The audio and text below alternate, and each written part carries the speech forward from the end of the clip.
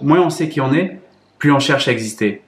Alors, je te partage cette phrase parce qu'elle me parle et je vais essayer de t'expliquer pourquoi je trouve que c'est quelque chose de très important de comprendre ce qui se cache derrière ces mots. Toi et moi, on a une volonté forte d'être respecté pour nos valeurs, pour nos envies, pour nos désirs, pour nos convictions, pour nos opinions et ça constamment, que ce soit dans nos relations personnelles, professionnelles. Notre objectif, par le fait de s'affirmer, donc d'être assertif, c'est-à-dire donc de respecter ce qu'on pense et de le signaler, de montrer en fait qu'on existe finalement par le fait de dire ben voilà, moi c'est ça que j'ai envie de le poser sur la table. Est-ce que tu es prêt à respecter ça toi aussi, à l'écouter et peut-être de faire en sorte qu'on avance ensemble? Et sur cette phrase, moins on sait qui on est, plus on cherche à exister, le danger il est là.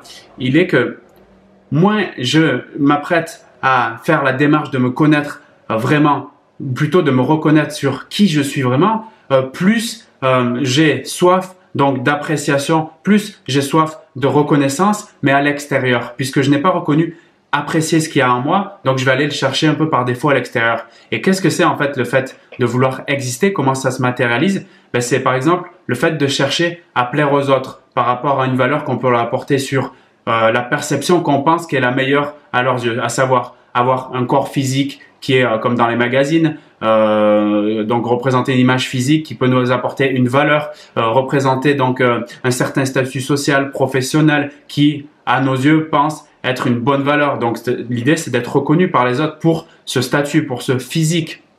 Le problème de cette démarche-là, c'est que c'est une course effrénée et une course sans fin. Donc, si par exemple, je travaille mon physique d'une manière que je pense qu'il est bien reconnu par la société, à un moment donné, par la force de l'âge, mon physique il va se dégrader. Tu sais, comme les top modèles, arrivés à partir de 25-26 ans, elles commencent à être déjà dans la phase descendante. Donc, c'est là qu'intervient après pas mal de situations comme peut-être la chirurgie ou bien des belles tenues, etc. pour essayer de diminuer, tu sais, l'aspect négatif du fait que le corps physique entre guillemets se dégrade un peu. Donc tu vois, la valeur elle va disparaître si je mets en avant par exemple mon corps physique par la force du temps. Et à un moment donné, donc je vais devoir avec cette course effrénée pour exister, aller chercher un autre moyen pour me faire reconnaître, pour être apprécié. Alors ça peut être mon statut social, mon statut professionnel et tu vois, je vais exister en disant je suis pas quelqu'un qui représente ça en termes de sensations, d'émotions ou bien d'expérience. Je vais dire je suis cadre dirigeant de je sais pas quoi. Je suis bodybuilder, je sais pas quoi. Et ce statut-là, il est extrêmement, comme tu l'as compris, très fiable et très fragile. Tu vois, c'est un sable mouvant. Et quand je disparais parce que mon statut évolue, peut-être, je sais pas, je me fais licencier, du coup, je suis plus cadre, je suis chômeur, mon estime de moi, elle est fracassée, et la valeur que j'avais construite sur mon identité, en fait, finalement, qui est un rôle, s'écrase du jour au lendemain. Et c'est là que tu te retrouves dans des situations de déprime, de chaos total, parce que en ayant essayé d'exister,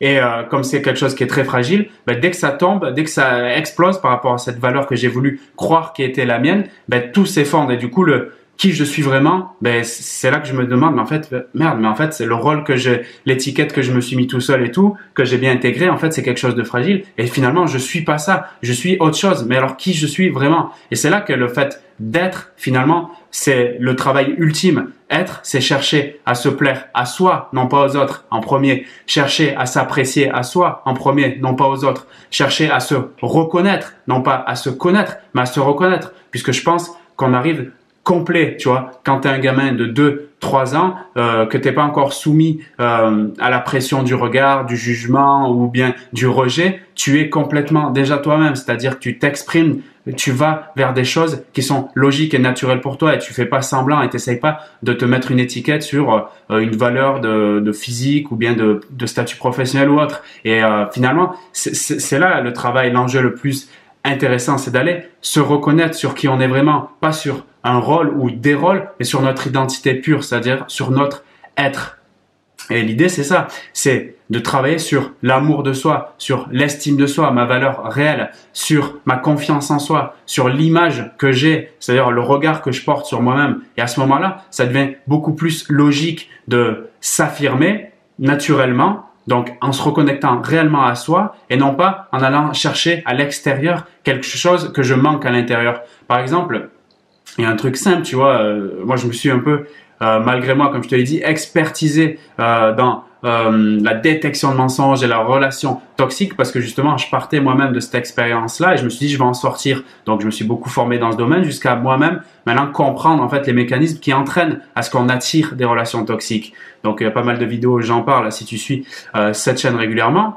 Et ce que j'ai découvert, c'est qu'en fait, les relations toxiques, ben en fait, elle venait du fait que c'est moi qui attirais ça à 100%, dans le fait que j'allais chercher chez les autres, je demandais aux autres de m'apporter quelque chose que moi je suis pas capable, ou en tout cas que je suis pas d'accord ou prêt à me donner, comme typiquement l'amour de soi. Comment je peux demander à quelqu'un de m'aimer, de me faire des actes d'amour, de reconnaissance, me dire qu'il aime, qu'il me reconnaît, qu'il ressent quelque chose de fort pour moi et sincère, si moi-même tous les jours, je me nourris d'une manière à me dire que en fait, je me donne une sorte de poubelle à l'intérieur de mon corps. Donc, c'est-à-dire que je respecte pas mon corps, je l'aime pas, ou bien que je me mets des contenus complètement négatifs toute la journée dans ma tête, c'est-à-dire des personnes qui disent des trucs qui sont vraiment dans une inspiration négative, ou bien des chaînes d'actualité qui me font peur toute la journée, et d'écouter et de croire que la peur, en fait, c'est le seul truc qui existe. Ben, en fait, comment je peux apporter et recevoir de l'amour si moi-même, au fond de moi, je sens pas clairement de l'amour et de l'estime pour moi? Si le test ultime, il est simple,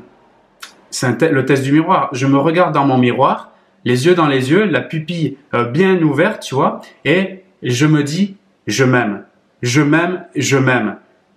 Essaye cet exercice. Je sais qu'il n'est pas facile.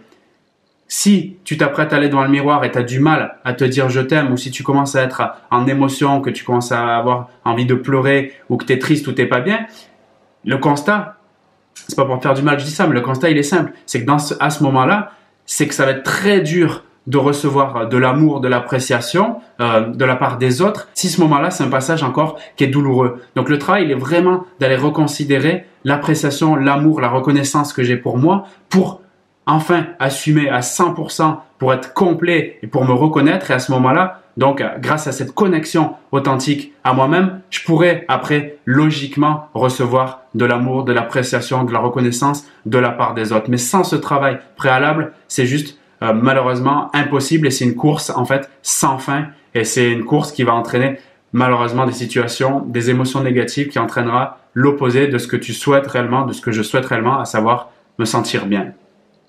Donc voilà pour ce partage aujourd'hui, j'espère que ça peut être utile. Si tu en vois un intérêt, ben, je t'invite à partager cette vidéo massivement, ça peut être utile peut-être aussi pour d'autres personnes. Ben, c'est un message d'amour que j'ai envie de te transmettre dans cette vidéo. Oui, parce qu'aujourd'hui, je suis de plus en plus convaincu que si on veut obtenir ce qu'on veut et si on veut l'obtenir pleinement, il faut revenir à soi et se faire ce travail principalement sur nous. Alors, je suis d'accord, c'est pas le travail le plus facile, et c'est d'ailleurs pour ça qu'on va chercher à l'extérieur de l'amour, de l'appréciation. C'est quand même plus simple parce que ça nous permet d'avoir une gratification immédiate et donc court-termiste. Si on veut obtenir le vrai respect, pas sur notre statut fragile ou notre corps fragile également, mais sur qui on est vraiment dans notre intégralité, ben, il est nécessaire de revenir à ce travail-là, qui est le travail qui nous permet de ne pas avoir à demander aux autres la reconnaissance ou l'appréciation, mais simplement d'être, et cette énergie d'être permet d'attirer le respect des autres tout à fait logiquement. Voilà pour ce partage, je te dis à très vite dans d'autres vidéos. Salut!